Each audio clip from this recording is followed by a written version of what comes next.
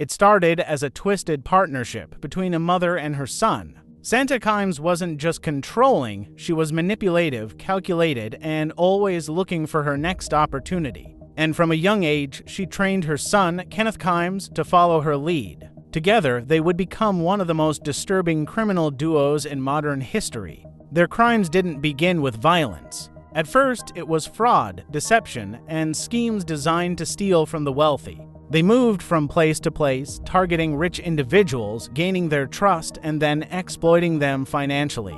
But over time, their crimes escalated. Greed wasn't enough anymore. They wanted more. In 1998, their actions took a darker turn in Los Angeles, California.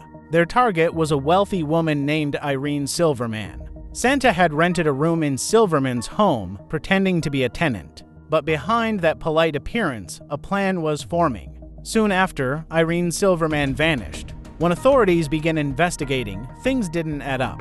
The woman had simply disappeared, leaving behind her belongings, her home, her life. Meanwhile, Sante and Kenneth had already moved on, heading to New York City. But they didn't leave quietly.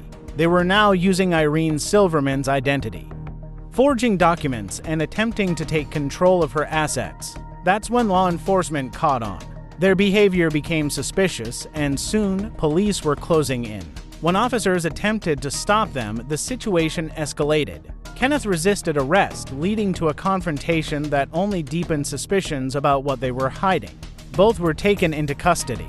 But at first, there was no clear evidence of what had happened to Irene Silverman. Still, investigators kept digging. Piece by piece, the truth began to surface. Evidence linked them directly to her disappearance, from forged signatures to stolen assets. Witnesses came forward, their past crimes were uncovered. A pattern of manipulation, control, and exploitation became impossible to ignore. As the case built, prosecutors revealed a chilling picture.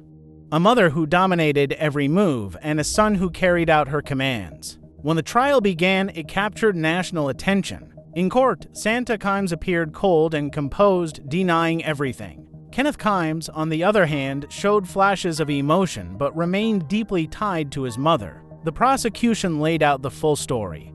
A calculated plan driven by greed, manipulation, and control. Even without a body, the evidence was overwhelming. The jury reached its verdict. Both Sante and Kenneth Kimes were found guilty. They were each sentenced to life in prison.